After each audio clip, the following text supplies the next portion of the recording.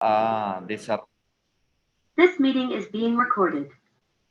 y que nos va a permitir seguir creciendo en esta mirada sobre los aspectos particulares de la vivienda.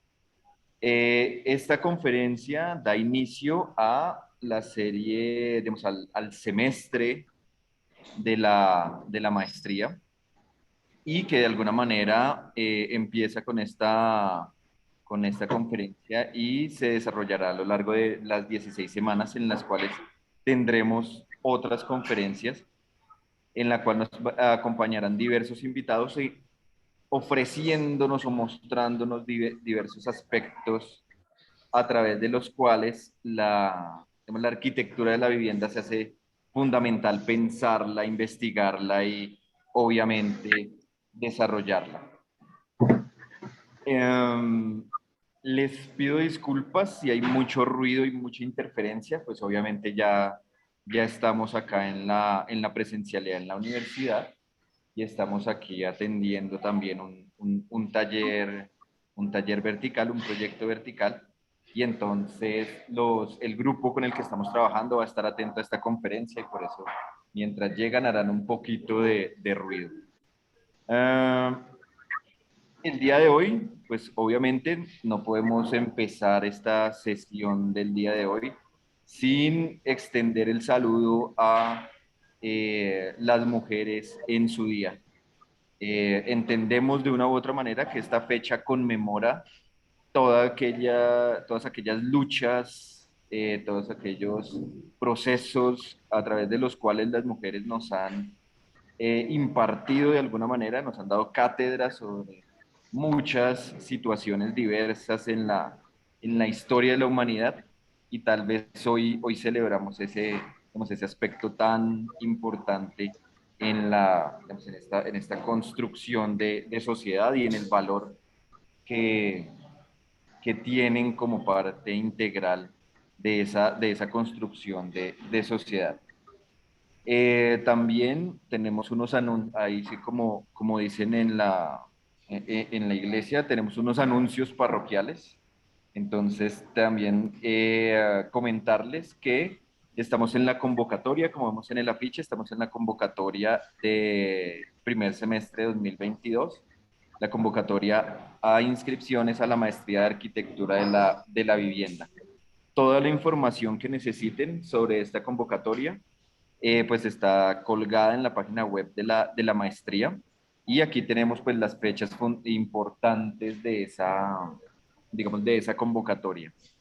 Desde el lunes ya estamos en los derechos de inscripción que irán hasta el 31 de mayo y digamos que el 31 de mayo es la fecha clave para tener en cuenta digamos, en esta convocatoria. Digamos, es la fecha en la que se cierran todos los procesos y a partir de allí pues está la prueba de conocimiento, la entrevista personal y ya la publicación de resultados finales. De igual manera, les repito, cualquier duda, inquietud, la pueden comunicar al mail que aparece en pantalla, el mail de la maestría. Y también cualquier duda o cualquier tema adicional lo pueden consultar en la página web de la maestría. Listo.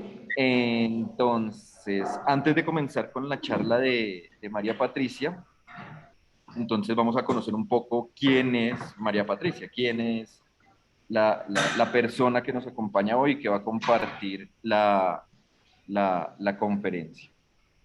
Entonces, María Patricia Rincón Avellaneda es profesora asociada de la Universidad Nacional de Colombia en la Escuela de Arquitectura y Urbanismo. Es arquitecta de la Universidad Nacional con especialización en planeamiento de la Universidad Técnica de Berlín. Tiene maestría y doctorado en urbanismo de la Universidad Nacional de Colombia y de la Universidad Central de Venezuela.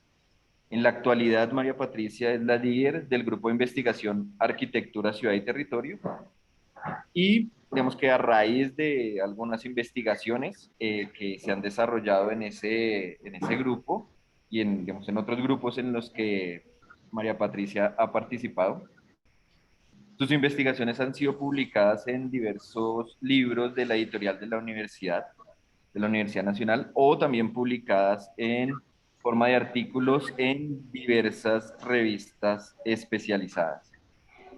Eh, María Patricia ha trabajado en los campos del diseño arquitectónico, del diseño urbano, paisajístico, el ordenamiento territorial. Ha realizado diferentes ponencias internacionales en Berlín, Santiago, Río de Janeiro, México, Caracas, Lima, por supuesto acá en Bogotá. Y como hemos visto, como hemos escuchado en esta pequeña, no sé cómo llamarlo, en esta pequeña biografía de María Patricia, eh, digamos, su trabajo también está muy enfocado en digamos, en el tema, digamos, en el caso colombiano. El día de hoy María Patricia nos va a compartir una conferencia. La conferencia se titula Modos de habitar, cambios significativos y casas que inspiran, que ha sido el resultado de su ejercicio de investigación durante el año sabático que recién está terminando. María Patricia, bienvenida a la maestría en arquitectura de la vivienda, y el auditorio es todo tuyo. Bueno, muchas gracias, Ángelo. Quisiera saber si están viendo la presentación.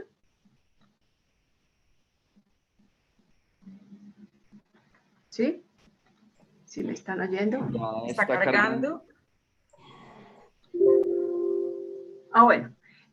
Bueno, entonces, mientras carga, pues muchísimas gracias a la maestría por la invitación a presentar que efectivamente fue el resultado de digamos, el tiempo de reflexión que le permite a uno realizar el año sabático, el proyecto que digamos, da cuenta de el ejercicio que se hizo alrededor de alguna temática de las que uno ha desarrollado en su labor docente. En el caso que me ocupó y que presenté a la escuela fue el de a partir de la vivienda, de la casa. No sé si ya están viendo la pantalla.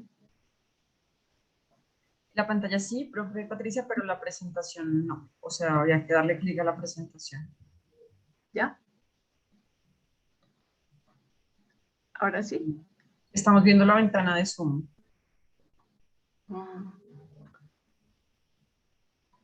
¿Será que se demora? Sí, puede demorarse un poco. Yo entendí. Ahora sí. Bueno. No la vemos en pantalla completa todavía. Entonces, porque la había cerrado. Entonces, bueno, como decía el profesor Ángelo, entonces el tema del trabajo que presenté se denominó Modos de habitar la casa, cambios significativos y casas que inspiran. Me gusta iniciar con esta frase de Wang Shu, un arquitecto chino, Pritzker, en el 2012, que dice: para mí, cualquier tipo de arquitectura, sea cual fuere su función, es una casa. Solo proyecto casas, no arquitectura. Las casas son sencillas. Siempre mantienen una relación interesante con la verdadera existencia, con la vida. La presentación, el texto que entregué y la presentación que haré hoy recogerá elementos clave de este trabajo en estos 4 aspectos: unos conceptos claves, una mirada hacia el pasado, una mirada a unas casas que me parecían interesantes a nivel latinoamericano y, bueno, al final un tejer una serie de relaciones entre unas y otras. Esa mirada al pasado va a dar cuenta sobre todo de los cambios significativos, y las casas que inspiran va a dar cuenta de lo que ha sido en los últimos 50 años algunos ejemplos de casas que pueden tener unos elementos muy interesantes. Bien, sobre los conceptos clave voy a detenerme sobre todo en el concepto de habitar, dado que los otros 2, el de cambios significativos y el de casa y patriarcado, van a estar, digamos, mostrándose a lo largo de la charla en distintos momentos. Entonces, con relación a el concepto de habitar, me he apoyado bastante en un texto de Álvaro Galmés, que plantea justamente algunos significados acerca de este concepto. Uno muy elemental dice, bueno, habitar es construir hábitos. Otro, tomando al arquitecto español Navarro Balbec, dice, habitar es extraer la música de un instrumento. También plantea él, bueno, habitar en el fondo se constituye en la vida misma. Y habitar es, yo diría, puede ser un arte. Por otra parte, si retomamos la conocida conferencia de Heidegger del 51, retomo esta frase que dice, habitar es la manera según la cual los hombres, yo agrego las mujeres, somos en la tierra. Habitando se construye la identidad. Hay otras maneras, hay otras acepciones de habitar, porque digamos que hay cosas que también hay que repensar en la manera como se ha habitado. Entonces, una frase que se recoge con alguna frecuencia de Walter Benjamin, se dice, habitar es dejar huella.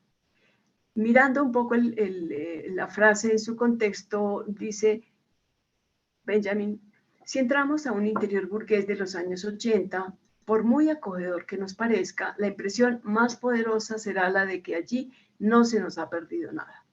Y eso es así porque no hay en él ni un solo rincón en que el morador no haya dejado su huella.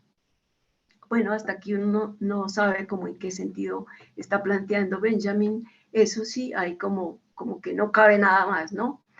Pero Benjamin en realidad está proponiendo posteriormente, digamos, la posibilidad del vacío, de la tabula rasa, de pensar en un espacio carente de identidad, de posesiones, de sentido de pertenencia.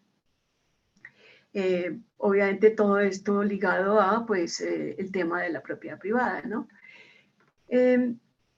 Y ¿por qué plantea Benjamin eso? Dice, bueno, una pobreza del todo nueva ha caído sobre la humanidad, coincidiendo con ese enorme desarrollo de la técnica.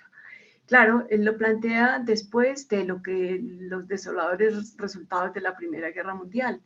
Entonces, él ve cómo hay un gran desarrollo de la técnica, pero eso no se corresponde con un enriquecimiento de la humanidad, sino al contrario, con una pobreza. Y por eso él dice, bueno, hay que reflexionar, hay que plantearnos las cosas, y de ahí esa, digamos, un planteamiento tan fuerte de la posibilidad del vacío, del espacio carente de identidad, de posesiones, de todo esto, con la idea de desprenderse de unas huellas del pasado que impiden surgir algo nuevo, que en algunos casos han resultado pues muy restrictivas, ¿no? Aureli, en su libro Menos es suficiente, plantea, Benjamin entendió la dimensión subjetiva de la propiedad privada que implicaba no solo la codicia y la apropiación, sino también una ilusión de permanencia, de arraigo, de identidad. Hay entonces en estas otras maneras de entender el tema del habitar una idea de planteárselo críticamente, de que hay necesidad de repensarlo. Este artista Gordon Matta Clark, un artista arquitecto también norteamericano, se plantea también algo en ese sentido. Dice, bueno, la gente vive en su espacio con una temeridad que es inquietante. Los dueños de las propiedades generalmente solo quieren conservarlas. Y hace también una crítica al hogar, de la manera como se ha cosificado y que pues eso hace necesario plantear un problema moral. Cuando algo se vuelve prácticamente en algunos casos una atadura, pues bueno, esto plantea que hay que repensar las cosas. Entonces, digamos que esta es una mirada de alguna manera que nos plantea que hay cosas allí que hay que repensar y replantearnos. Pero bueno, también está esta otra mirada. Michel Desertot, en su texto La invención de lo cotidiano, se plantea esta otra manera, ¿no? Dice, lo propio constituye una victoria del lugar sobre el tiempo. Permite capitalizar las ventajas adquiridas, preparar expansiones futuras y darse así una independencia con relación a la variabilidad de las circunstancias. Y eso lo entendemos muy claramente en nuestro contexto y en los sectores de menores ingresos. Esto es realmente una necesidad, digamos. Bien, entonces, si habitar es crear hábitos, pues digamos que estos hábitos están relacionados con lo cotidiano, con lo frecuente, lo cual requiere que haya una cierta permanencia en un espacio para, pues así se puedan desarrollar esas prácticas habituales o cotidianas. Queda abierta una pregunta. Bueno, pues quien no posee un espacio de forma permanente o por largos periodos no habita. ¿De qué manera habita? Y pues esta es una pregunta que cada vez es más necesaria en estos tiempos donde tanta gente pues anda moviéndose por gusto o por necesidad o por supervivencia. Bien, si habitar es un arte, lo cual resultaría deseable, también pues queda la pregunta, bueno, ¿y quiénes están en estas condiciones de experimentar el habitar como un arte? O como se experimenta más como un mero sobrevivir, debería ser realmente la posibilidad de experimentarlo como un arte. También es frecuente que pues se reproduzcan en el habitar nuestras vivencias y experiencias de la infancia. Nuevamente, la pregunta, bueno, esta ocurre cuando las vivencias han sido amables o también cuando han sido traumáticas, pues que es el caso que también ocurre, ¿no? Bueno, estas son más preguntas, no fue el tema, pero en la medida que uno se va metiendo en los temas, se abren cosas, se crean nuevas preguntas. Bien, si habitar es una forma de interpretar el mundo, pues la casa es aquel lugar que nos permite que nos apropiemos de él. ¿Y qué mecanismos hay para apropiarnos de la casa? Muchísimos, no es obviamente el tema en esta charla, pero traigo a colación solamente un ejemplo, pues que es de alguna manera llamativo, sobre los cambios ocurridos en la urbanización que hizo Corbusier para un grupo de obreros en Pessac, en Francia. Y es porque realmente hubo muchísimos cambios. Entonces, este personaje, Boudon, hizo una investigación muy cuidadosa, muy exhaustiva con la gente que habita el barrio, preguntándoles por qué no se sintieron, qué pasó. Bueno, al final de todo esto plantea, bueno, digamos la conclusión que él hace es esta. Dice, se les ofreció una casa para el porvenir, sin tener en cuenta que todavía muchos de ellos no podían soltarse de las amarras del pasado. Uno a veces piensa también no podían soltarse o a veces no querían soltarse. Depende de las cosas que traía ese pasado, ¿no? Lo curioso es la respuesta que da Le Corbusier, pues años después, yendo a la urbanización, viendo todos los cambios que han ocurrido, en una inusual humildad, dice, bueno, ya sabes lo que ocurre, la vida siempre tiene razón, es el arquitecto el que se equivoca. Bien, dejando esa primera parte, entonces pasamos a lo que tendría que ver con los cambios significativos. Para ello, entonces, pues recurrí al pasado buscando cambios fuertes, momentos fuertes en que, digamos, hubieran existido rupturas significativas en los modos de vivir, de habitar. Y básicamente me centré en tres de estos momentos que ya más los voy a comentar acá. El primero, que he llamado Entre el círculo y el cuadrado, básicamente recoge algunos elementos de lo que fue la vivienda indígena, sabiendo que pues hay múltiples comunidades indígenas, múltiples formas, pero bueno, de algunas que se conoce un poco más. El nombre entre el círculo y el cuadrado es porque en general las grandes malocas y muchas de estas construcciones son circulares, aunque otras son cuadradas o rectangulares. Pero me interesa sobre todo identificar cómo estaba ese espacio en el interior, por ejemplo, un espacio interior que no tenía divisiones. Diríamos ahora es una planta libre. Y vivían muchos grupos distintos, digamos familias, podríamos ponerlo en términos obviamente que actuales, no en su momento. El fuego obviamente ocupaba un lugar central. Los límites entre el afuera y el adentro son límites blandos, textiles, tejidos, maderos. Y todos los elementos tienen un significado, digamos, son muy pocos elementos, pero cargados de muchísimo significado. Las columnas, por ejemplo, además de ser la estructura que obviamente permiten estos grandes espacios, organizan las actividades, pero permiten la relación con el cosmos, les permiten saber las horas del día como relojes solares, tienen realmente muchísima significación. El centro del fuego, el fuego como este eje del mundo, como este elemento que permite esta comunicación entre la tierra, los humanos y el cielo, el cosmos de alguna manera. Entonces, pero la maloca, si hablamos de la maloca, pues su entorno también es muy importante, ¿no? Pues es del entorno de donde se puede vivir la comunidad, ¿no? Entonces requiere un conocimiento del lugar, el centro, el fuego y la cocción, ¿no?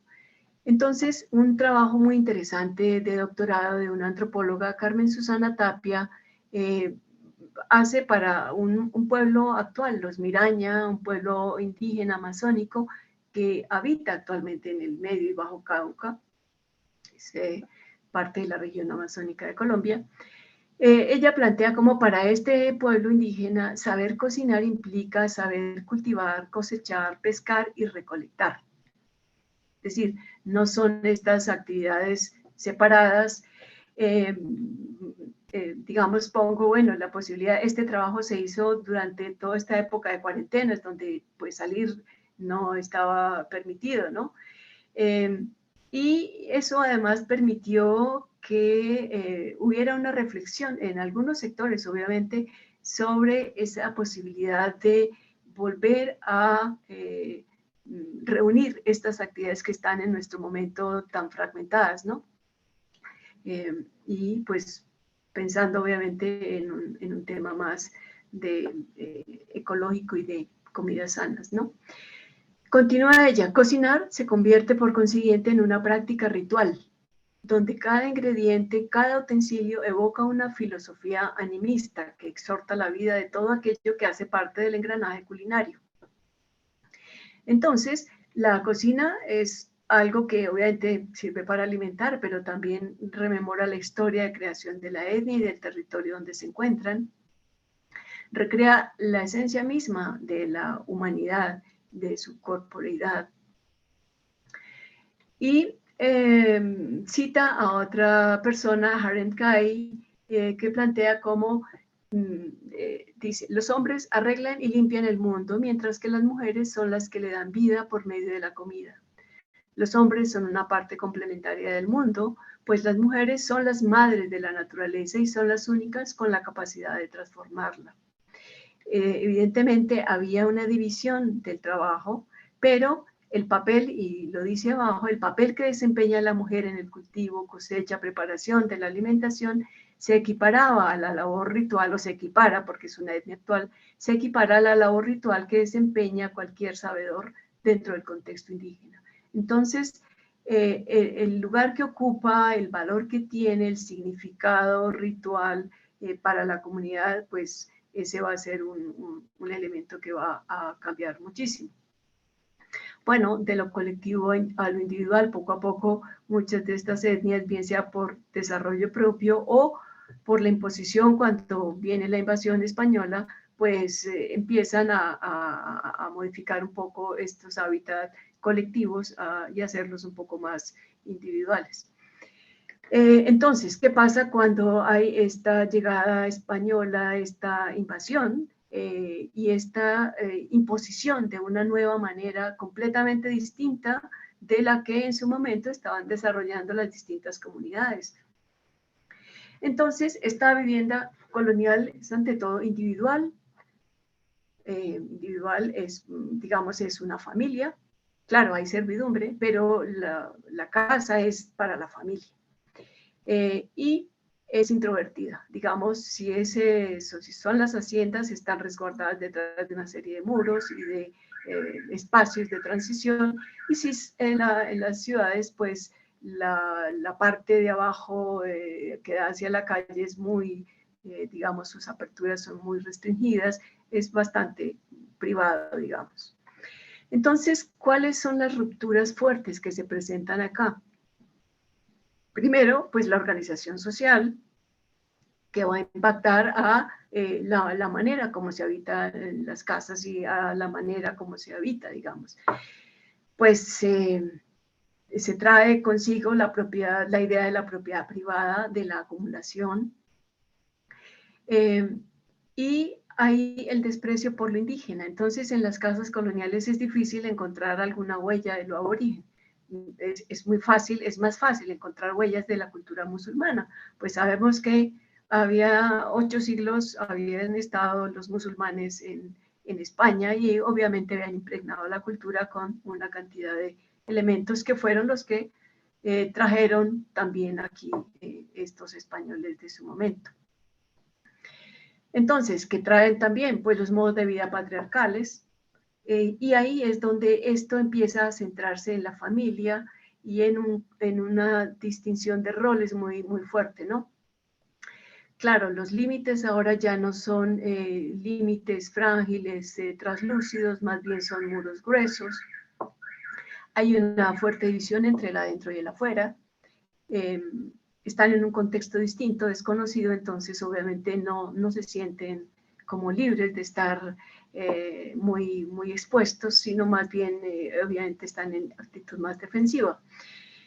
El lugar, mientras que en las malocas se protege el centro por la radiación solar que no caiga en el centro, estamos debajo del Ecuador, estas casas que venían pues de la cultura más mediterránea y musulmana, pues tienen un patio que es alrededor del que gira la vida, digamos, interna, ¿no?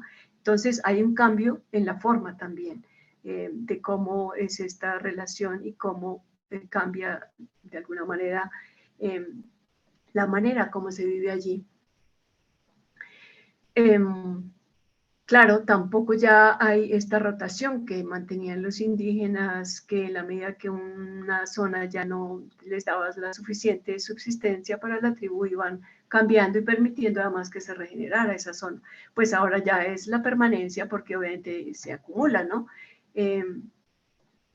Y uno podría decir que tal vez, y sobre todo en las primeras épocas, lo que más se recogió de las técnicas aborígenes es la técnica del bareque, los muros y las hojas en palma o en pajas para las cubiertas, que en algunas pequeñas cosas se recogen, pero es, digamos, lo mínimo.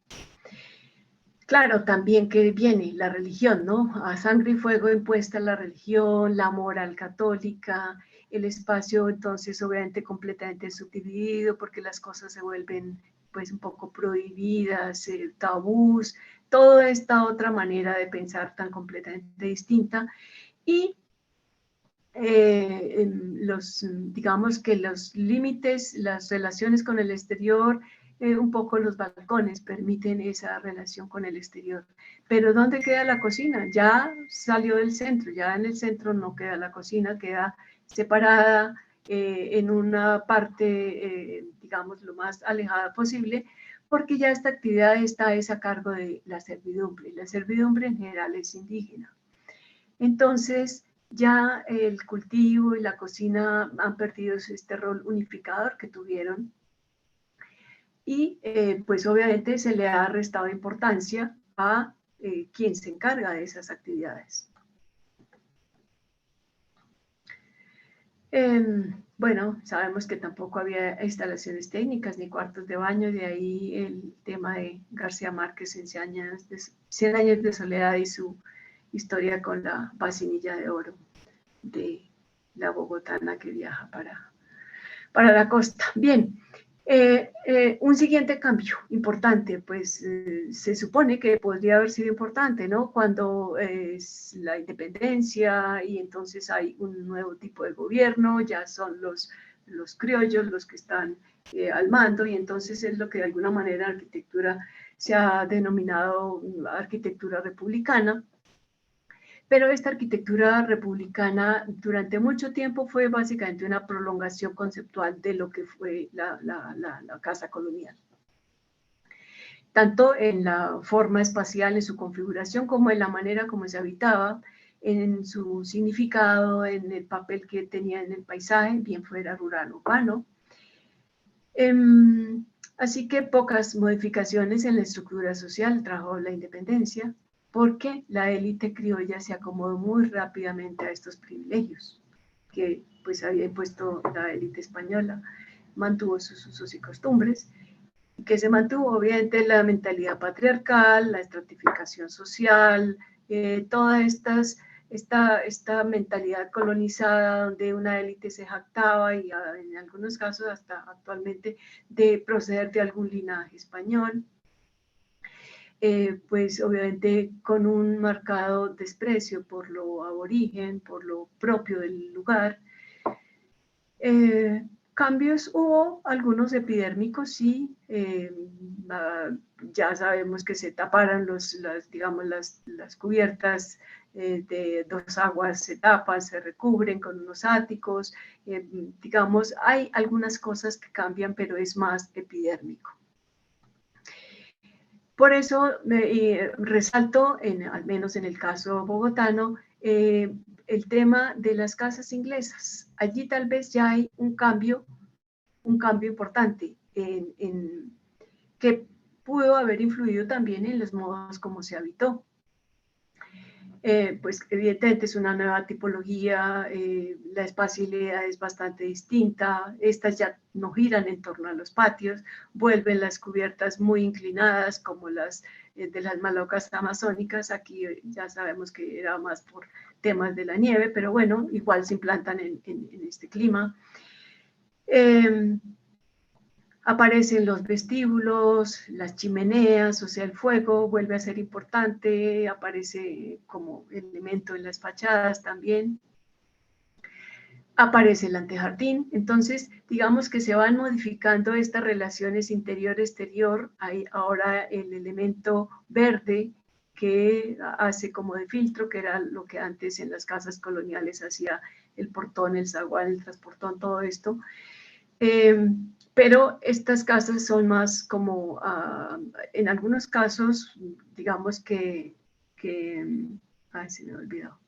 En algunos casos la entrada es directa, en otros se entra por los medios lados, pero digamos la relación con el exterior es bastante más evidente, digamos. Las escaleras tienen un papel más protagónico. Y la cocina ha sido importante en esta mirada hacia el rol que tienen estas actividades en la casa, el sitio que ocupan, la prelación que tienen o no. Y aquí la cocina vuelve a estar como en el cuerpo de la casa, ya no en el lugar más apartado como no queremos verlo. Ya vuelve a estar aquí, seguramente todavía habría alguien que ayudaba a las actividades, pero podría ser que en algunos casos no.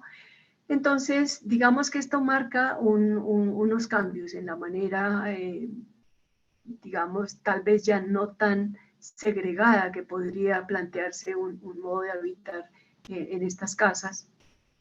Claro, además, pues, se incorporan los desagües, el aprovisionamiento de agua, la luz eléctrica y toda una serie de instalaciones que ya entran a la casa y que evidentemente pues modifican la manera como se habita. Algunas actividades que antes eran muy pues ocupaban muchísimo tiempo y trabajo, especialmente a las mujeres, pues ahora con estos digamos avances técnicos empiezan a facilitar un poco estas cosas, ¿no?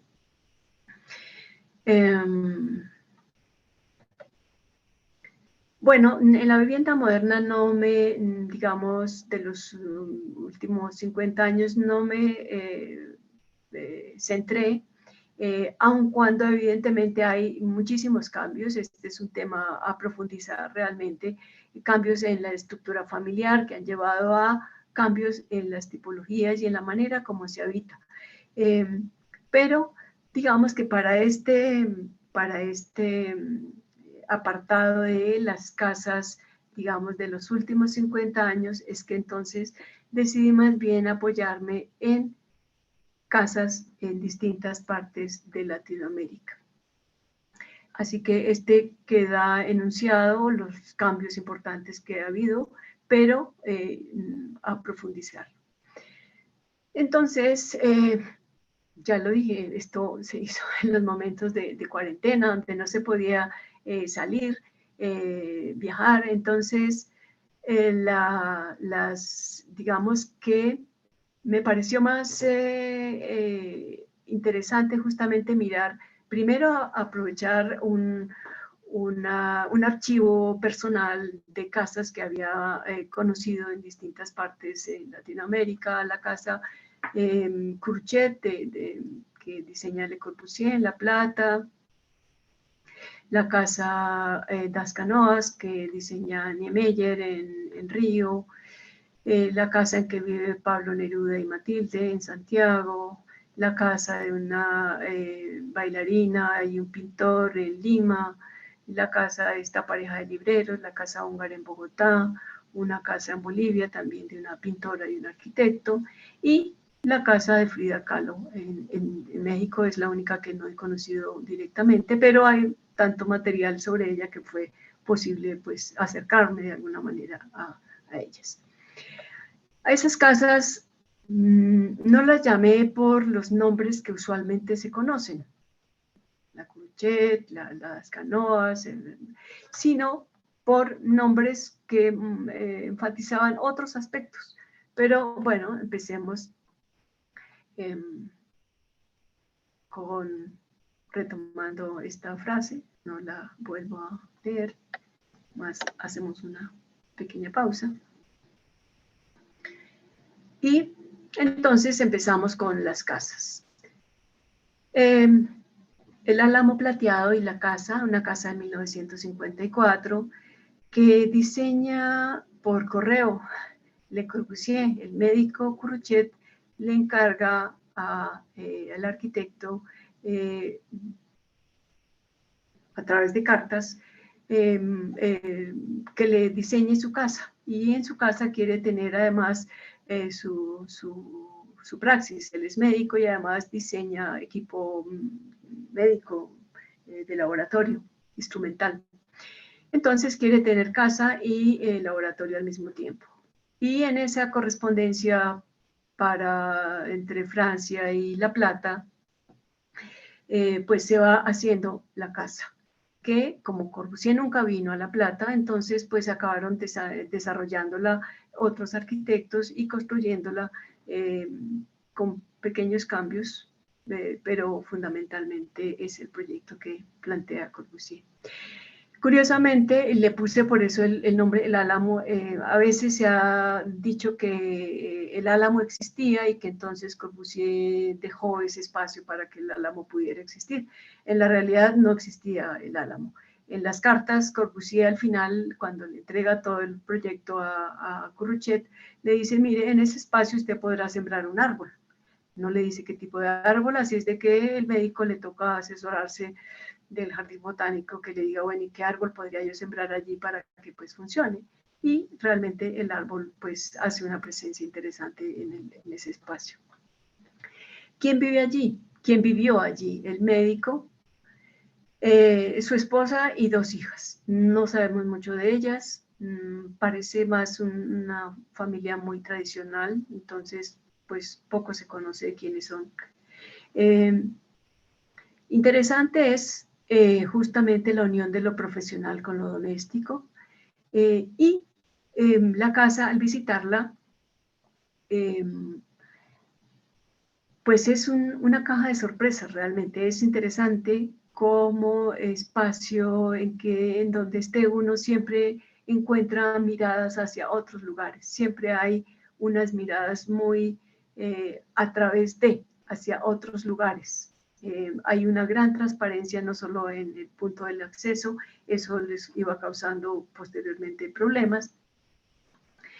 El álamo, entonces, pues en las distintas épocas del año va marcando, digamos, el tiempo.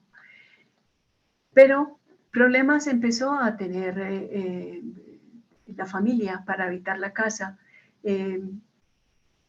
Ya muy mayor le hacen una entrevista al médico y sobre el manejo de la luz y la sombra, del clima, de las estaciones, pues no resultó fácil. Él dice, bueno, la luz era una luz que me gobernaba y no yo a ella. Así que por más que hizo algunas trabajos, nunca intervino en la casa. Fue muy respetuoso y siempre dijo no, digamos, intervenciones, no. Él siempre estuvo orgulloso de esa casa, pero no fue muy fácil de habitarla. La casa, en realidad, podría uno decirle así, es una obra de arte, es muy interesante, pero es más interesante casi como un museo. Entonces ahí hay un comentario que hago y es la diferencia entre hacer del habitar un arte o habitar en una obra de arte. Aquí él parecía tener que habitar en una obra de arte. Como no lo logró, como encontró que había bastantes dificultades, pues lo que hizo fue irse de esa casa, pero no modificarla. Solamente vivieron 6 años allí. Tuvo conflictos con lo privado, con la parte doméstica. La casa, en el fondo, tiene 4 niveles. La parte de servicio, los departamentos domésticos están en el nivel más bajo. Hay un nivel intermedio, que es el que esta parte de adelante es la del médico, y la parte de atrás es la de la casa. Pero en un tercer nivel está la parte de la cocina y en un cuarto nivel están las habitaciones. Entonces, también alguna hija entrevistada más adelante dice, no, pues es que no había, lo dice ella en esos términos, no había mucama que resistiera ese trajín, 4 pisos de arriba abajo. Y también una persona mayor tampoco era tan fácil de que hiciera esto. El médico ya tenía pues unos 50 años cuando estuvo viviendo allí, así que en realidad vivieron solo 6 años. Él luego se fue a otra ciudad por tema de trabajo, pero volvió a La Plata y cuando volvió, no volvió a esta casa. Pero siempre estuvo orgulloso como para verla. Y es una casa como para ver, porque realmente es interesante verla. Pero ya resultó un problema habitarla. Algo muy completamente distinto en esa relación entre la arquitectura, quien la diseña y quien la vive, es la casa de Pablo y Matilde, Pablo Neruda y Matilde Urrutia en Santiago. Ya sabemos, Pablo tuvo varios, ellos tuvieron varias casas, pero esta de Santiago, la Chascona, en principio, lo primero, pues Neruda le hace un poema. Dice, la piedra y los clavos, la tabla, la teja se unieron, he aquí levantada la casa chascona, con agua que corre escribiendo su idioma, y las zarzas que guardaban el sitio con su sangriento ramaje. De alguna manera describe cómo era el lote cuando les gustó y empezaron a pensar en construir allí. Lo secreto es porque evidentemente al principio solamente vivió Matilde, Neruda todavía estaba casado y solo hasta que se separó de su esposa en ese momento vino a vivir aquí. Así que la casa tuvo sucesivas ampliaciones, creció en el tiempo. Pero aquí la actitud de Neruda sí era completamente de intervenir. Dice, el arquitecto orientó la casa hacia el sol y la ciudad, alguno de estos que participó, el primero, Arias, pero Neruda dijo, no, no, no, la gira, yo quiero es ver la cordillera. Que planteó que tuviera unas proporciones de cercanía, de estrechez. Entonces, el comedor, uno de los comedores, tiene como esta sensación de cabina de barco. La mesa es muy estrecha porque le gusta que la gente esté muy cercana. Tal vez en estas épocas de distanciamiento social no estaría tan bien, pero menos mal allí no había eso. Y hay como algo de muy juguetón en la casa, ¿no? De sorpresa, de juego. Esto que se ve al fondo que parece como un aparador, que efectivamente una parte es un aparador donde está pues menaje del comedor, esto de acá es una puerta y esta puerta es una puerta secreta, que es esta puertita que lleva a este lugar que es un comedorcito privado de ellos. Entonces se comenta que ellos eran muy amigos de estar invitando pequeñas reuniones, no grandes reuniones, pequeñas reuniones. Entonces, que era muy divertido porque Neruda se subía a hacer siesta y de pronto en medio de la reunión aparecía abriendo esta puertecita y pues era como una sorpresa ver la figura corpulenta del personaje saliendo de esta puertita. Como muy... Claro, también hay varios bares en la casa. Dice Matilde en sus memorias, bueno, estábamos como embrujados por el ruido del agua. Era una verdadera catarata la que se venía por el canal en la cumbre del sitio. Es un sitio muy empinado. Si la casa es sobre todo lo que quería Neruda, el jardín es recreación exclusiva de ella. Rememora los recuerdos de la huerta, las flores que cultivó en su casona de infancia en Chillán. Ella dice, yo trabajaba todo el día en mi jardín. No hubo un árbol, una planta que no fuera escogido y plantado por mis manos. Entonces aquí el proceso es muy distinto. Neruda planteaba que si, por ejemplo, dice acá, en una ocasión tenía una ventana, un cuadro, un sillón que le gustaba mucho y quería que le hicieran algún rincón donde eso encajara bien.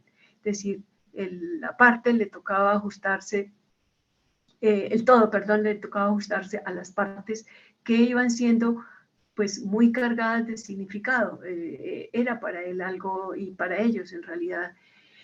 No se empezaba por el diseño de unos planos funcionales, sino más por esos elementos como lo que define un lugar, ¿no? Los elementos que le dan sentido y apropiación.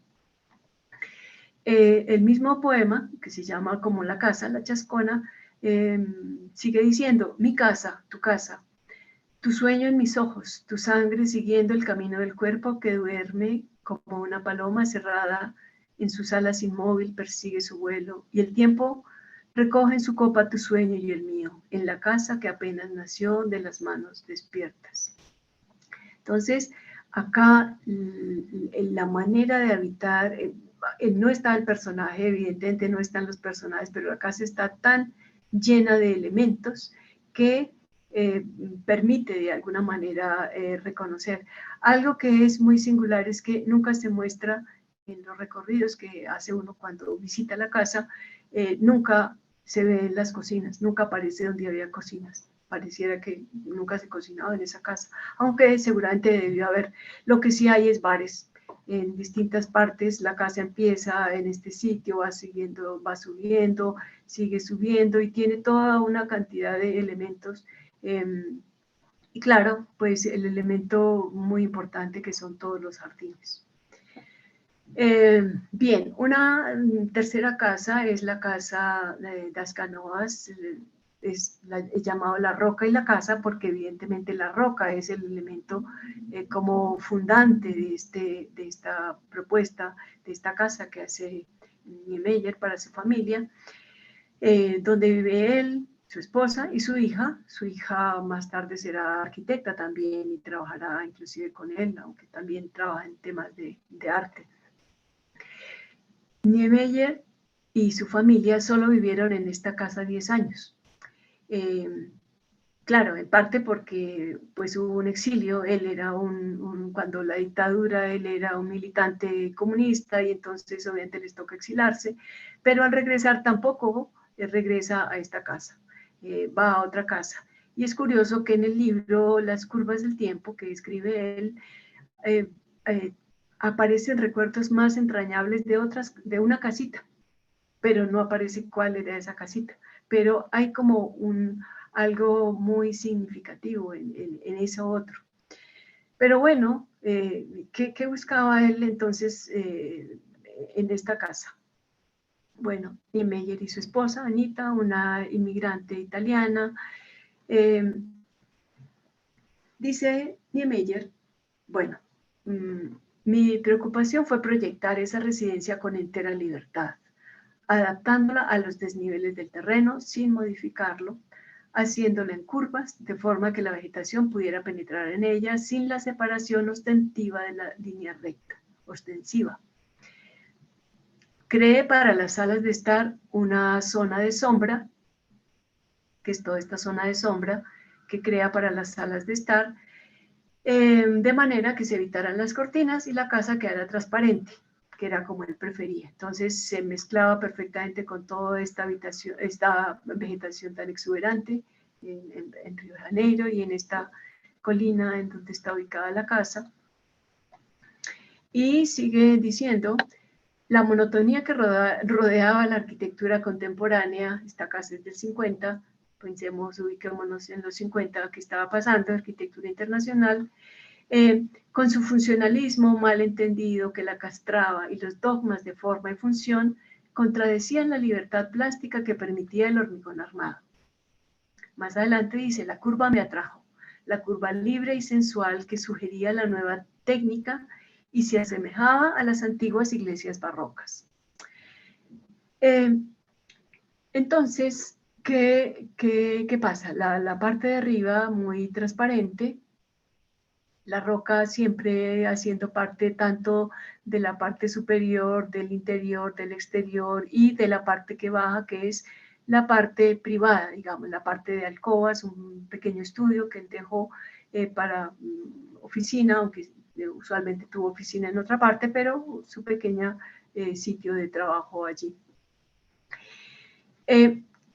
Como la cocina, he puesto justamente esta foto de la cocina y su ubicación dentro de la sala y dentro de este como espacio muy abierto de la parte superior, o más bien del nivel de llegada, no superior, del nivel de llegada, es muy transparente, es, digamos, no es completamente, digamos, integrado a la sala, pero hay una relación bastante directa con la cocina y tiene una importancia, o sea, es un espacio amplio, se ve que aquí podrían estar más personas trabajando, no es solamente el tema de alguien de servicio que está haciendo las cosas, sino podría ser Anita, su esposa, pero él mismo o amistades, pues estamos hablando de personas que están pensando en cambiar las formas de vida.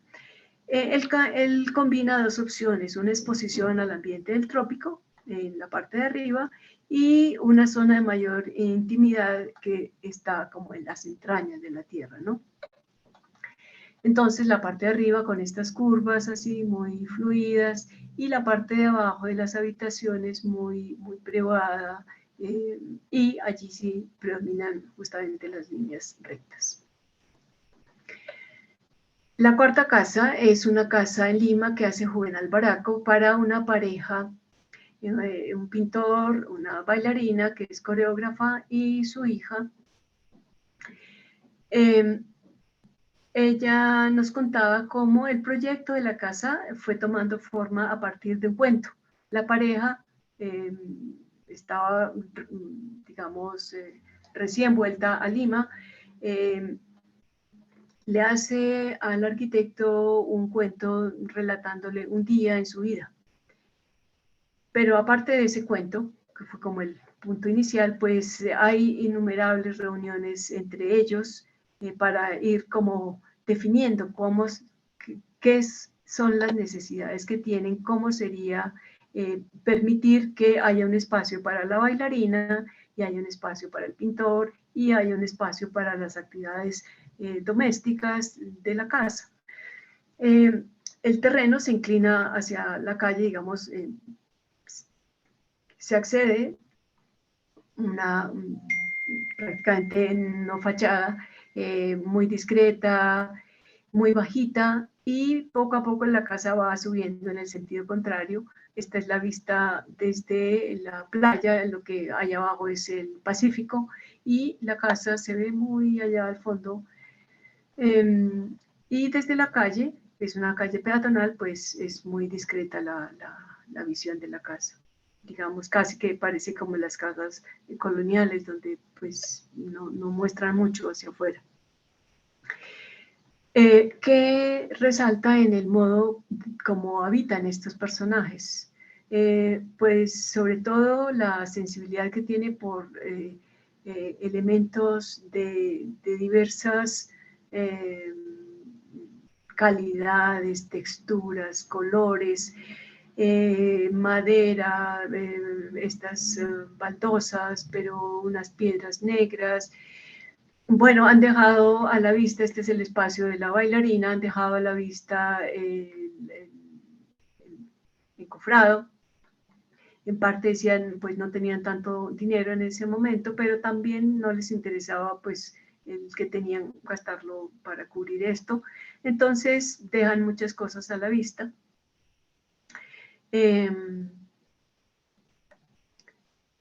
Y la espacialidad tiene un aire muy, muy singular, porque tiene algo como que podría uno rememorar unas ciudades medievales donde hay unos callejoncitos.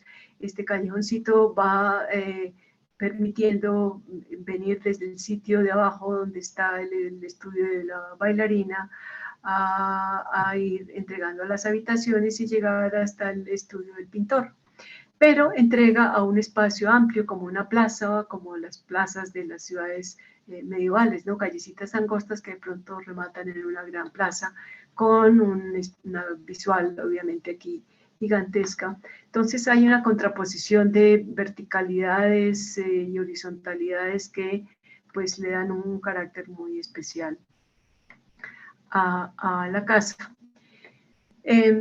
Decía, el terreno se inclina, digamos, este es el acceso, y se empieza a inclinar hasta pues, caer al acantilado.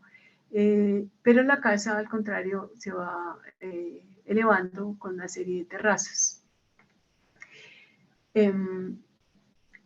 Al cabo de los años, el uso continuo, las necesidades y gustos de quienes viven allí van haciendo necesario nuevos espacios. Entonces, aún una casa tan desarrollada en conjunción con quien la diseñó va requiriendo cambios. Un primero es un pabelloncito que hace el artista. Luego el artista ya ha muerto y la bailarina, la hija ya tiene hijos, entonces han venido a vivir acá, han tenido que hacer ajustes y digamos, ella dice, bueno, la casa fue hecha tan a la medida nuestra que pues pensar en cambiarla, arrendarla, venderla es muy difícil porque realmente muy a la medida, pero aún así necesitó cambios. Bien, la quinta casa es una casa en Santa Cruz de la Sierra, en Bolivia, un clima bastante cálido. El arquitecto que la diseña vive allí con su esposa, que es pintora, y 2 hijos. La ha llamado la caparazón y la casa porque está metida, está protegida, digamos más bien, debajo de esta nave industrial que encontraron en una demolición de alguna fábrica que ya no funcionaba. Entonces les permitió pues generar al interior muy libremente los espacios que permitieran, por una parte, una zona de habitación doméstica y una zona de trabajo de la pintora, que son pinturas de gran formato, y también espacio para el arquitecto. Entonces, digamos que esta caparazón les permite un clima bastante fresco al interior. Y aquí uno podría plantearse el tema de cómo se habita cuidando la tierra, ¿no? Digamos, rescatar elementos que eran escombros, valorar el trabajo cuidadoso de la madera, deleitarse con piezas elaboradas por pues, culturas anteriores, todo eso, bueno, obviamente la cercanía de este tanque, esta piscina en el fondo fue un tanque también que encontraron en ese mismo sitio de demolición. O sea, hay elementos de reciclaje. Esta es la casa más reciente de las 7. Elementos de reciclaje que se van incorporando y van permitiendo que la casa tenga unas características especiales. La relación de la cocina, nuevamente un tema que no me ha llamado la atención, cómo se plantea, pues está muy directamente ligada a la zona social, es un espacio amplio, tiene espacio obviamente para comer allí, para que haya personas, no hay alguien que esté a cargo de estas actividades, son las personas de la casa, digamos, ya hay un reparto más equilibrado de las actividades domésticas. Entonces el trabajo se reparte entre el trabajo doméstico y el trabajo, pues, digamos, profesional de cada quien, las actividades de cada quien. Entonces, pues eso marca también un cambio importante. Digamos, retomando un comentario que hacía Galmés en su libro, de cómo esta intensa unidad del trabajo del cuidado con el trabajo profesional, pues puede ser un privilegio de la condición doméstica entendida como el arte de habitar, cómo lograr que estas cosas, cada una tenga su valor y cada una tenga su espacio. Acá pasa de alguna manera algo no tan fuerte como en la de Neruda y Matilde, pero también en la medida que se recogen cosas que ya existían previamente, pues hay que darles lugar. Las mesas, por ejemplo, eran mesas que existían, la canoa, el techo, la escultura, la vegetación se respeta y aparece en muchas partes, es un clima nuevamente tórrido. Entonces, digamos que hay una postura frente al habitar uniendo estos elementos y dándole a cada uno su importancia. Entonces, digamos que el agua aquí es el elemento como que une y separa, refresca obviamente para ese clima y permite que la parte de lo que es propiamente la casa y la parte de lo que son las actividades profesionales, pues se pueda desarrollar muy en conjunción con toda la parte natural de vegetación. Bien, la sexta casa es la casa de los húngaros, desarrollada por Fernando Martínez. Trabajos interesantes de tesis se han hecho sobre pues, Fernando Martínez y sobre estas casas, pero en este caso estamos interesados quién vive, cómo viven, quién vivió y quién la mandó a hacer. Pues el librero y su esposa Hans y Lili Ungar, ambos emigrados, refugiados de la persecución nazi hacia los judíos cuando Austria fue anexada. Entonces acaban ahí, en Bogotá.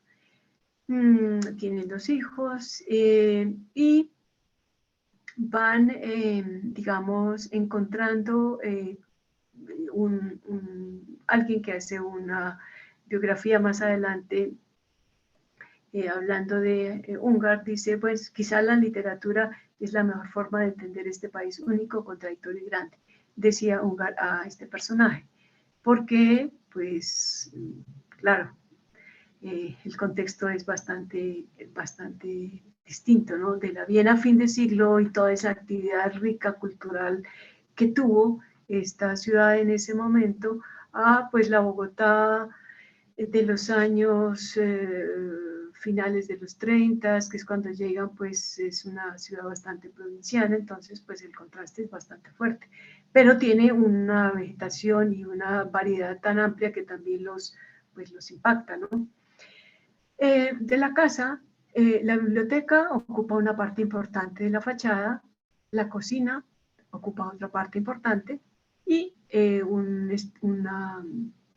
una estar en la parte superior. Son los elementos, digamos, visibles de la fachada.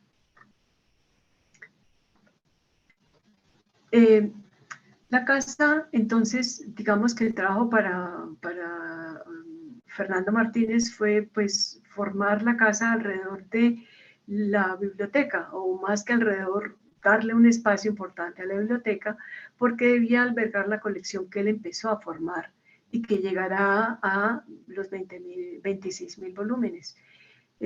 Ungar decía, bueno, su colección fue creciendo libro por libro, del mismo modo que una casa se va armando ladrillo tras ladrillo.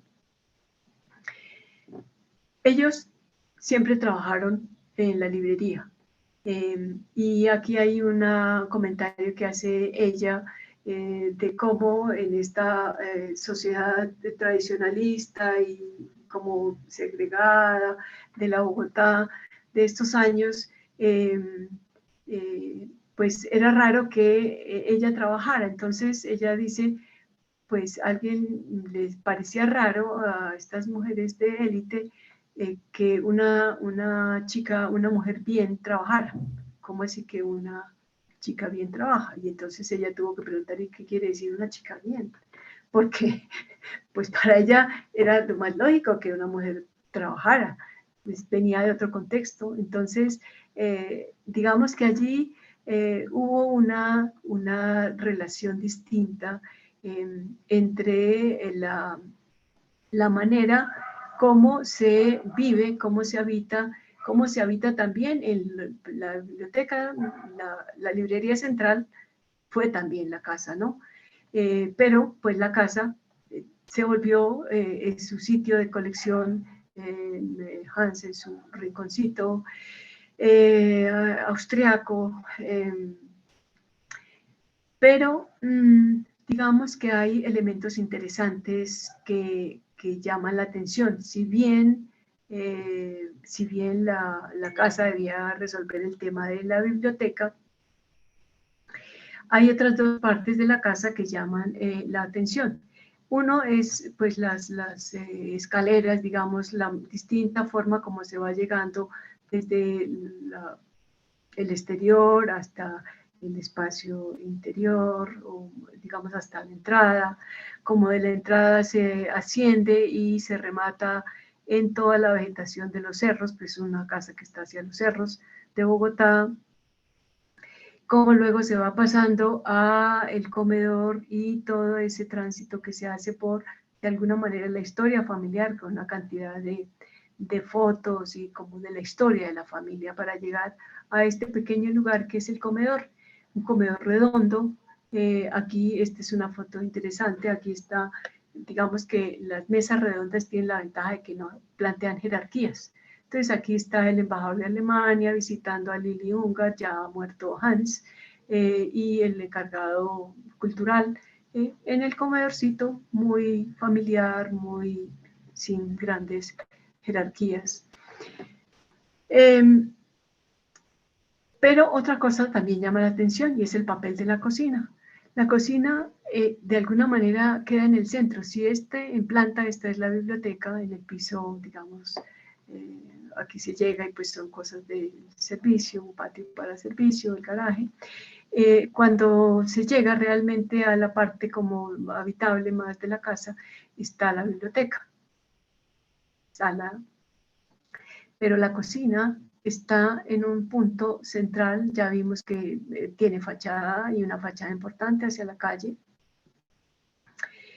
Está en la mitad de estos tres espacios claves y en la vertical también está en la mitad, entre el punto del acceso y el punto de las habitaciones. Y de todas partes se puede llegar. Desde la biblioteca se puede llegar directamente a la cocina, sigue atravesando un par de puertitas, pero se llega directo, obviamente del comedor, de la sala, a través de este recorrido. Y pues la más funcional, la escalera más funcional de las habitaciones se baja directamente y se está en la cocina. Entonces, tiene un papel, sabiendo que, como ellos siempre trabajaron, el señor y la señora Ungar trabajaron siempre hubo alguien que estuvo a cargo, empleada que estuvo a cargo, empleadas que estuvieron a cargo de estas actividades, pero pues seguramente en otros momentos, y dada esa tradición europea un poco menos llena de prejuicios y de cosas como había aquí, en determinado momento, pues los miembros de la casa también podían estar en los días libres de las personas que les ayudaban, podían estar accediendo fácilmente a esto. Entonces es interesante, digamos.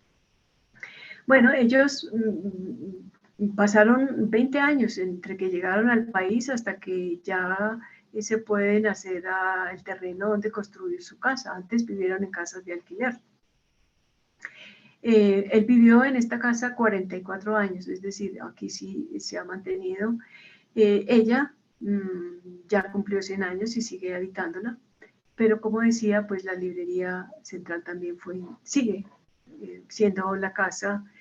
Allí se ofrecen tintos, se plantea, bueno, siéntase como en casa. Bien, la última casa, y podríamos decir que es un homenaje hoy, el Día de la Mujer, a esta mujer que fue muy rompedora de esquemas y de tabús, Frida Kahlo. Es la casa de Coyoacán, en México. Inicialmente estaba ubicada, Coyoacán era una población vecina, que poco a poco el crecimiento de Ciudad de México pues la fue integrando, un poco lo que pasó con nuestros municipios vecinos que se anexaron y fueron quedando integrados, pero aquí este sitio se ha vuelto además un centro cultural muy importante y obviamente un elemento muy llamativo dentro de los que hay allí es el museo que se volvió la casa en que vivió Frida Kahlo. Fue su residencia y su taller de pintura. Es la casa más antigua, está hecha en 1907, pero ya veremos cómo va a ser como de las más rupturistas de alguna manera. La casa no se construyó para ella como las anteriores que hemos visto.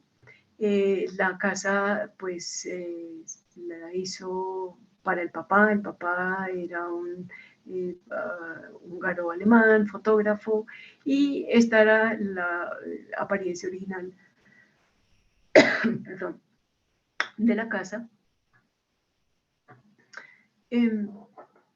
Más la apariencia que llamaríamos aquí republicana, se dice un poco afrancesada, perdón.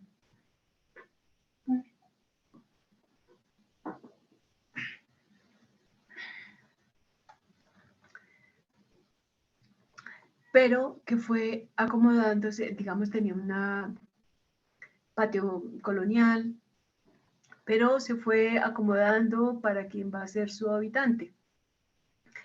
Ya sabemos del accidente que sufrió y los problemas que tuvo y cómo le tocaba mucho tiempo quedar a veces en la cama y el espejo que le puso su madre arriba para que se pintara. Entonces, así que alguien mucho más adelante le decía, bueno, ¿y usted por qué se pinta tanto? Y ella dice, bueno, pinto autorretratos porque paso mucho tiempo sola.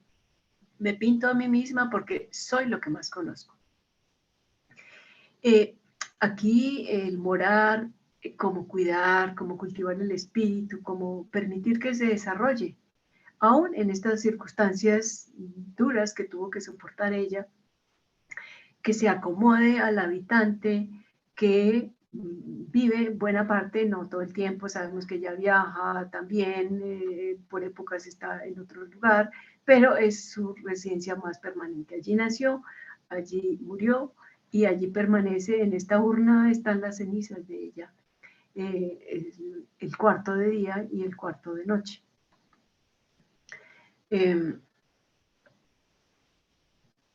Entonces la casa sufrió cuando ya ella fue la que quedó, los padres ya no estaban y ella fue la que quedó con la casa, fue sufriendo un proceso de mexicanización. Bueno, sabemos que ella tuvo una relación muy fuerte con Diego Rivera, este pintor mexicano también, ambos muy de esta, digamos, línea de valorar lo origen, valorar los orígenes también. Entonces,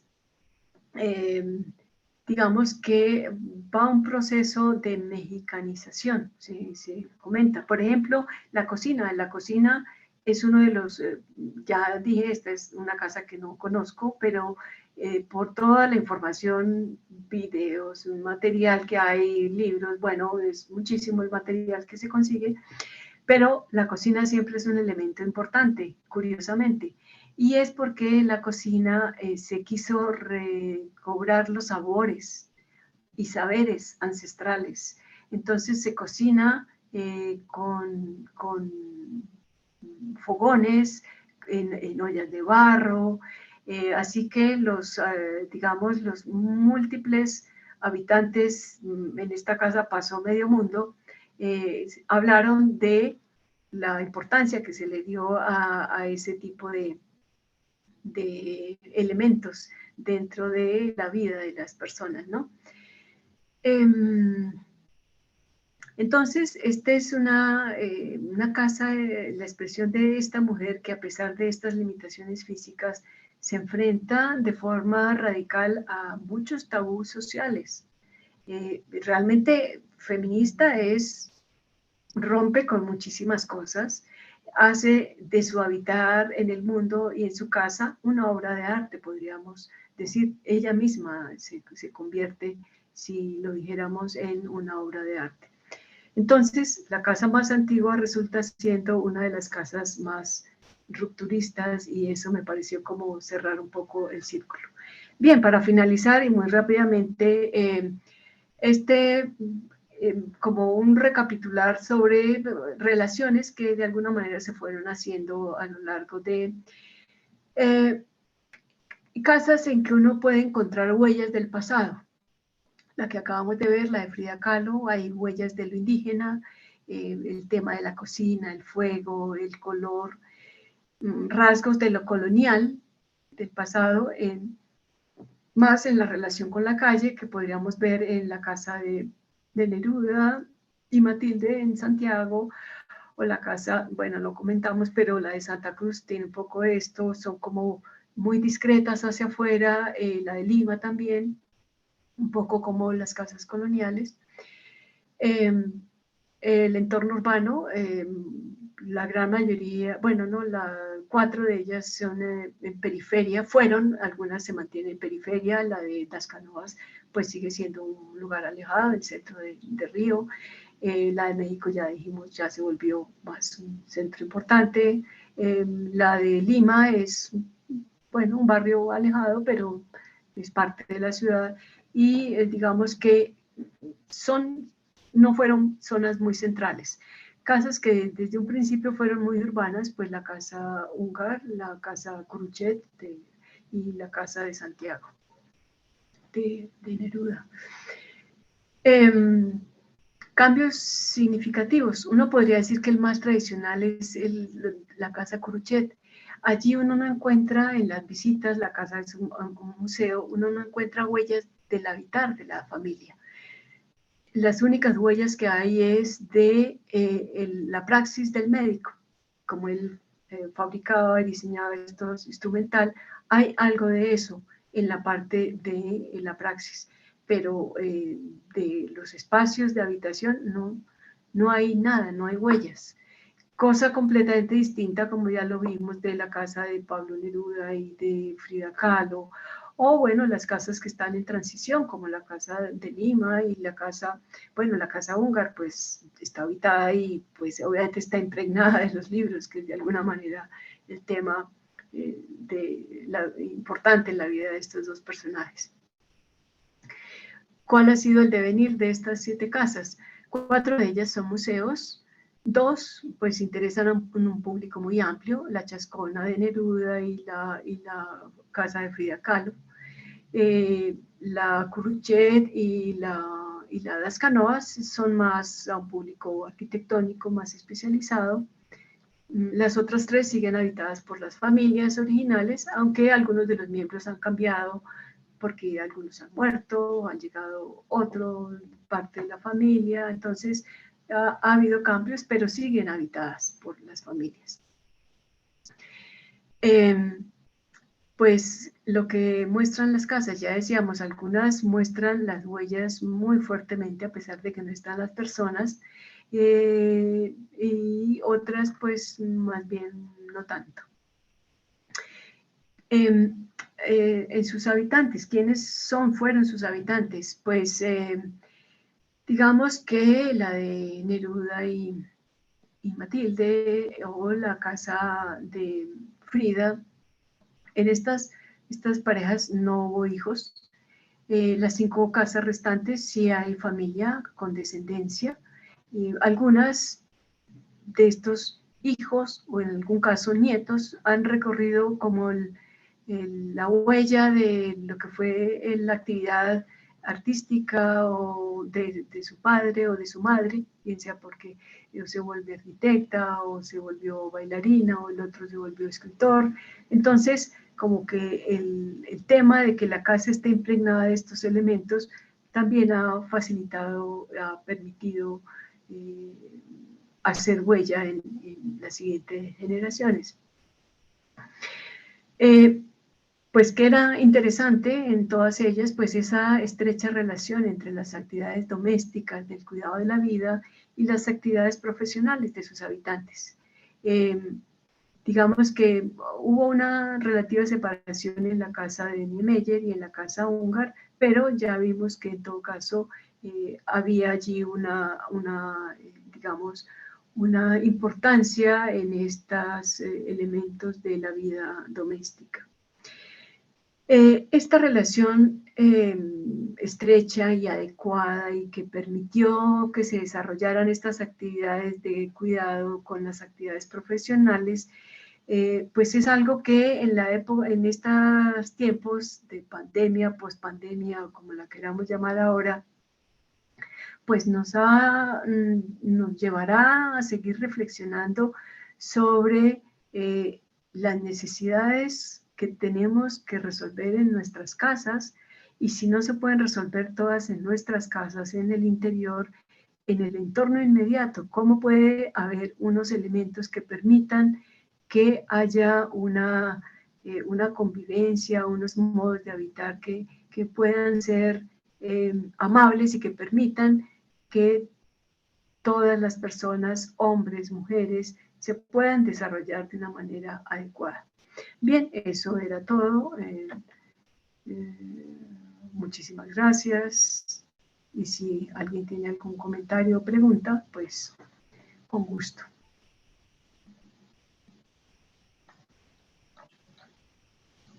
Muchas gracias, María Patricia, por la presentación.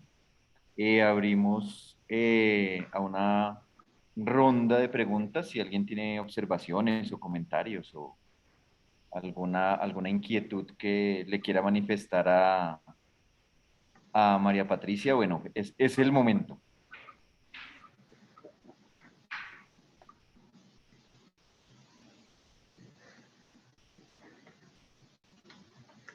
Creo que me iba pasando un poco en el tiempo.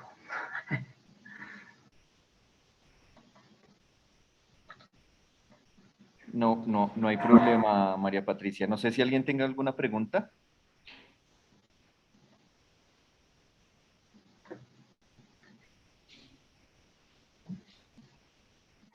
Bueno, si no hay preguntas, a ver, miramos en el chat. ¿Quién puede ver en el chat si hay una pregunta? Creo que por ahí dice. No, por el momento no hay ninguna pregunta en el chat. Ah, ok, listo.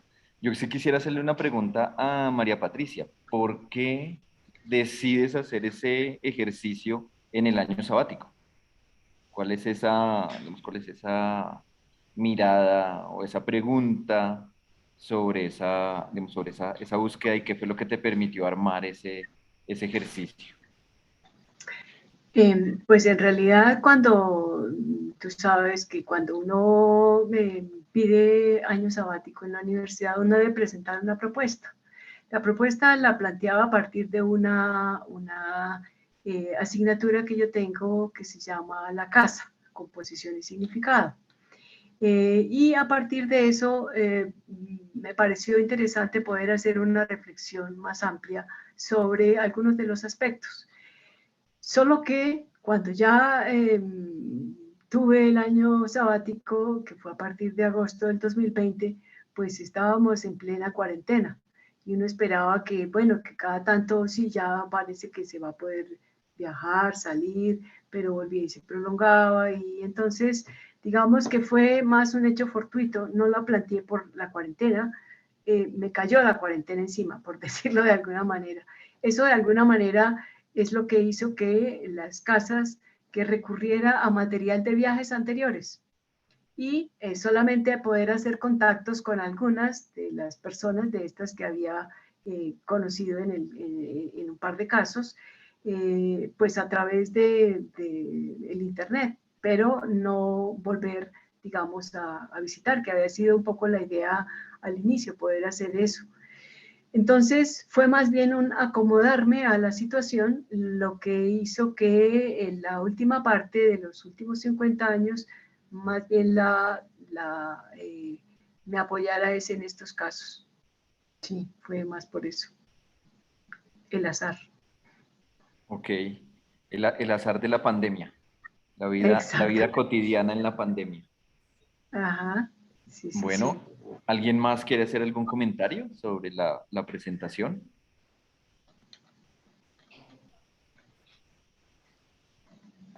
Acá, ¿ya? Sí, ya te Hola. escuchamos, Enrique.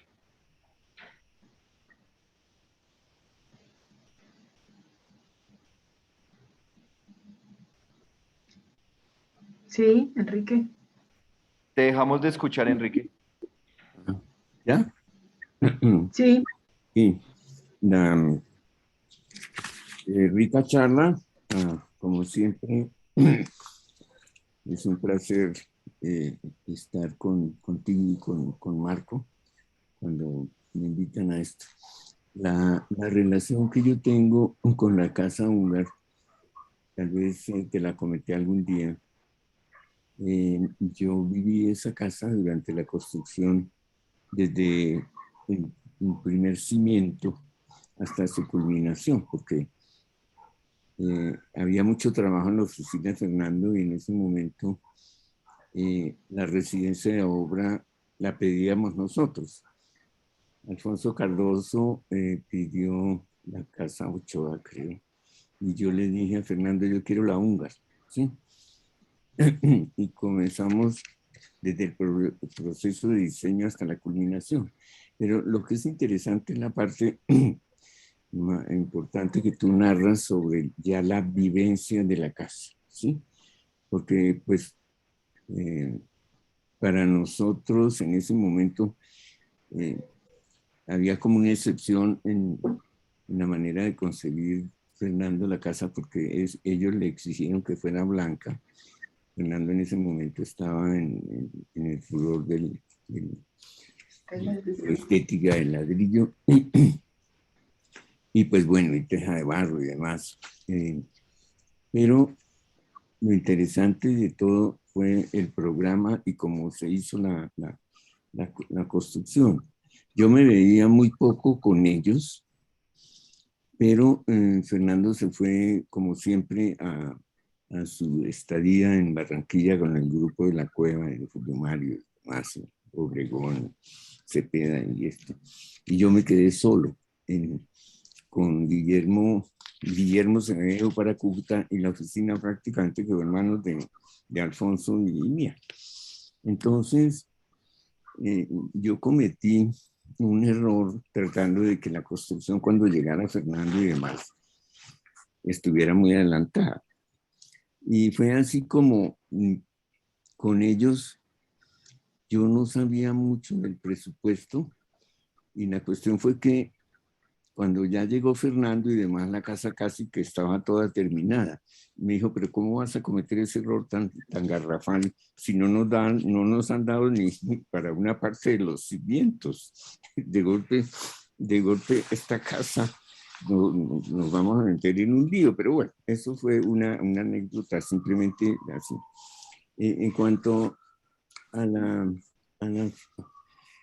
cuestión del lugar, sí hubo algo muy importante porque era un terreno muy inclinado cerca de la embajada de Estados Unidos, lo que quedaba atrás. Todo había que construirlo. En cuanto a la cuestión del programa, obviamente el Santo Santorum era el punto decisivo de la casa, ¿sí? Que obviamente no se podía dejar en el centro porque era enorme, tenía que formar una parte de los costados y muy intencionalmente estaba ligado a todas las actividades de la casa, ¿sí?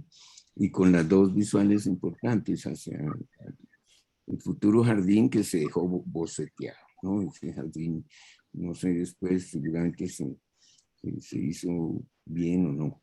Y la cocina sí fue clave porque era el corazón de la vivienda, ellos tenían servidumbres y creo que los acompañaron durante mucho tiempo de la vida, ¿no? Así como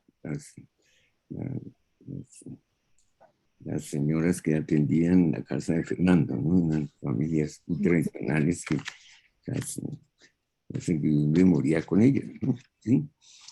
Pero fíjate tú que ese la relación de la casa es un poco atípica con respecto a todo lo que Fernando estaba construyendo en ese momento, ¿sí? No solamente por los materiales, sino por los propios personajes. Yo no los conocí mucho. Como te digo, me veía más con ella por la cuestión del dinero y demás, ¿sí? Y los aportes que podrían hacer ellos. Pero en cuanto al programa y demás, sí fue muy definido, ¿no? Estaba muy definido, había unas circulaciones muy marcadas, el servicio atendía a toda la casa sin ser visto, ¿sí?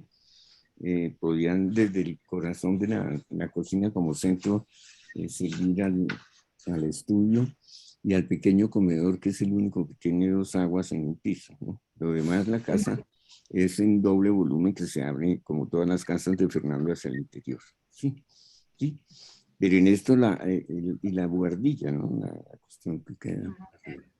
Lo que no más trabajo nos costó no fue tanto todo el programa de diseño y de esto, sino fue el baño de la señora húngara y de él, ¿sí? Porque si ustedes se dan cuenta, no tiene espejos. Entonces, no sabíamos en dónde poner el espejo a la señora húngara. Terminamos porque había una cuestión que daba hacia la calle y terminamos, eso es una anécdota tonta, pero ellos eran así, ¿no? La señora no, muy agraciada, tenía su belleza como la esposa de él y era muy directa, ¿sí? A veces uno se salía de casillas haciendo chistes con ellos, pero eran un poquito como alejados, ¿no? Sí. Pero miren, la importancia de esta casa es que se hizo muy rápido, ¿sí? El diseño fue muy afortunado, me parece, en ese momento, ¿sí? Y las relaciones espaciales a través de esa circulación y de las escaleras que forman el corazón de la vivienda y que permiten que el servicio atienda todas las zonas de las casas sin ser un protagonista. Y la cocina al estar en la parte superior, porque abajo había que diversificar los servicios, entrada de servicio, de la entrada de invitados especiales y garaje, ¿no? Sí, tal vez en eso las viviendas de Fernando se distinguían mucho, como la casa húngara, la casa Ochoa, que la clave de la casa de Ochoa y la clave de la casa húngara en este momento es la concepción, como la cocina pertenece a un nivel superior donde está casi todo a cuartos de piso, ¿sí? O a medios pisos en un terreno muy inclinado, ¿sí? En la casa Ochoa la virtud es que en Medianeras Fernando logra una solución estupenda, que es pasar los servicios y la alcoba de servicio al altillo, en el segundo piso. Entonces abajo deja liberado toda la esta. Pues ese es como el comentario que quería hacer, que me parece muy aceptada la manera como escogiste las casas. Son vivencias, son modos de vida. Importante el mobiliario de las casas. Importante que sí, que trataste de llevarlo, porque uno va vistiendo las casas durante toda la vida, ¿no? Y los muebles forman parte integral de todo. Durante la pandemia pudimos nosotros tener la virtud de poder mezclar todas las actividades de nuestra vida en nuestro hogar, ¿sí? ¿Sí? Ahí se mezcló todo y ahí nos enfermamos todos, ¿sí? Y también vivimos épocas muy angustiosas, ¿no? Me agrada mucho cómo narras desde la maloca hasta las diferentes historias de esto. No le has dado mucha importancia a la funcionalidad y eso me parece estupendo, ¿sí? Hoy día las casas se pueden asemejar más a la maloca, me da la impresión, ¿sí? Porque allí uno puede coexistir con diferentes maneras de las actividades humanas de la vida, ¿no? Sí. Hay una casa estupenda que me hubiera gustado que lo hubieras puesto en el repertorio. ¿Te acuerdas de la casa de Curcio Malaparte, de Libera? Sí, sí. ¿Ah? ¿Sí? Claro. Esa toca visitarla. Esa toca visitar y es una maravilla, ¿no? Sí. De historia, ¿no? Y cómo las casas pues, forman En parte. En el libro de Galmés, un capítulo se lo dedica a esa casa de Malaparte.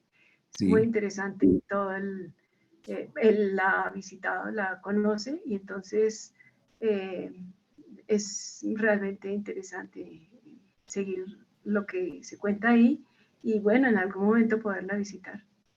Sí, sí, no, pues te agradezco esa narración que haces de la manera como es la casa, ¿no? El sitio más importante de nuestra vida, donde sucede todo. Y es una huella que uno deja en cada rincón, ¿sí? En la casa. Yo tengo una casa de campo que llevo diseñándola 50 años. Es enorme, no sé qué hacer con ella. La verdad es eso, ¿no? Y tengo que terminarla, en donde ya básicamente lo que yo creo es que la función no importa, la idea de Maloca es muy importante, ¿sí?